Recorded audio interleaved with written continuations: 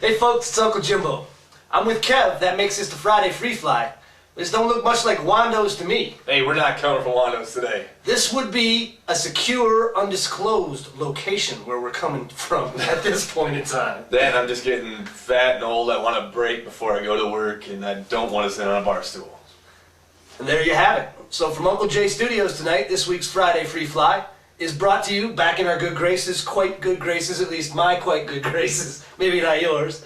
Bacardi has brought us some añejo, which I am quite fond of. I think añejo is Puerto Rican for expensive.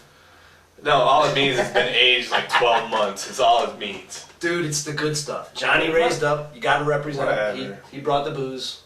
Anyhow. That's why silver sells more than añejo. Yeah, that's why it's good stuff. Okay. Anyway, you know a lot about the booze industry. You just know how to drink. As a consumer, I do. Not that I have nowhere near your expertise as a professional. All right, well, hey, this week we got a couple things to talk about. I guess the main problem, and it's ongoing and it's getting worse, is defeatist Democrats. They have got it locked in. The leadership of the Democrat Party, a good chunk of the media, and really the left wing of the Democrat Party has taken control. Now, they have a number of initiatives underway, all of which are directly aimed at undermining our war efforts. And I asked in a little video last night whether that was or wasn't treason. And I think it's skirting pretty close. I think I brought that up already once. I pretty much brought that up. I mean, undermining U.S. military affairs and whatever is treasonous. It's, by definition, what they're doing. Now, the question is intent.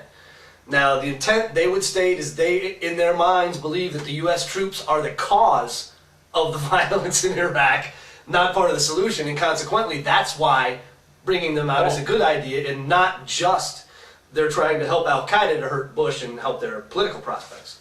Well, if you want my opinion, which I'm going to give it anyway, whether you like it or not. Of course we want your opinion. Hey, you know, the troops over there are doing their job. They're controlling the violence, controlling what's going on. They're helping out people. They're helping out kids. They're building clinics, houses, barns, cats. I don't know. They're building everything. Maybe even building cats. Who gives a shit?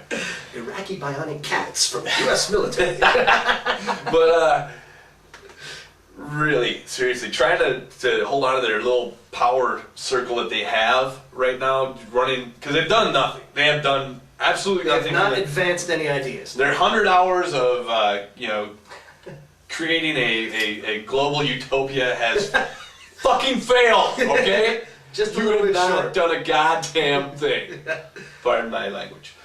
Well, what they have done, though, is they have advanced their agenda, which is anti-war. Well, everybody's supposed to be anti. I'm anti-war. Hey, proudly anti-war. Bottom line, if we got all the nations around the world that have militaries and scrapped all their militaries and recycled all the steel, titanium, plutonium, copper, all the crap that they use for and took all the monies and we can build playgrounds for every kid on Earth. And everybody hugged and kissed. We should do it for the just children. freaking happy. Man, this planet would be pretty nice. I'd be totally really nice planet. I'd be the leader of the peace party. Hey, peace. The reality is that we are at war. And we're not at war with Iraq. And we're not at war with Syria. But we are definitely at war with Al-Qaeda and terrorist factions around the world. We are at war in Iraq. We're at war with Iran. And other folks. I've not been confirmed that Iran has anything to do with it. Because the Revolutionary Guards are notoriously independent of the rulers of Iran. Hey, whatever. You know what? These are cowboys. I still don't believe that Iranians are just running amok within Iraq because, you know, Iraq and Iran, ooh, they get along so well. Persians, Arabs, not so much. Shia, come on now. You know there's plenty of that Shia love. I thought we were there to help the Shia. We're there to make sure. I thought we were there to help them. That's what everybody tells me. That at least the history books are wrong. Okay.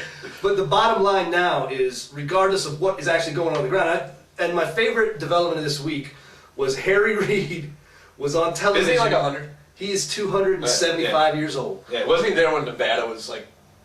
He was in the military when Christ was a corporal. Oh, right on. Bottom line, Harry said that when General Petraeus briefs the Senate as to progress in Iraq, if General Petraeus presents a positive outlook to the surge, Reid won't believe him. He more or less preemptively called David Petraeus a liar. Wow, a general. Weird. Yeah. A learned man. A man on the ground actually in Baghdad fighting the war. Yeah, at least a high school education. Probably knows what's going on. I would be willing to say that David Petraeus is somewhere on the order of 10 to 20 times smarter than Harry Reid. Ah, come on. Conservatively. Conservatively now.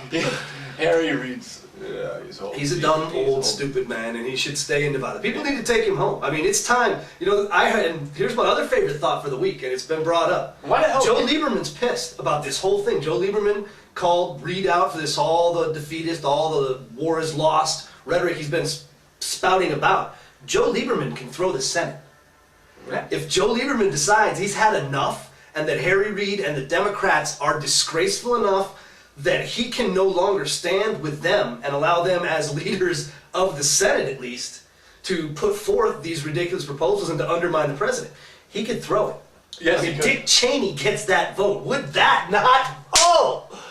I would just, for the wailing and the gnashing of teeth on the left, can you imagine if Dick Cheney got to walk in and change control of the Senate? It would. Oh my God. Listen, this is a big one. I'm coming to join you, honey. Oh wait, that's Cheney. I'm helping. Hey. Dude, can you imagine that? Here's what I'd really like to happen.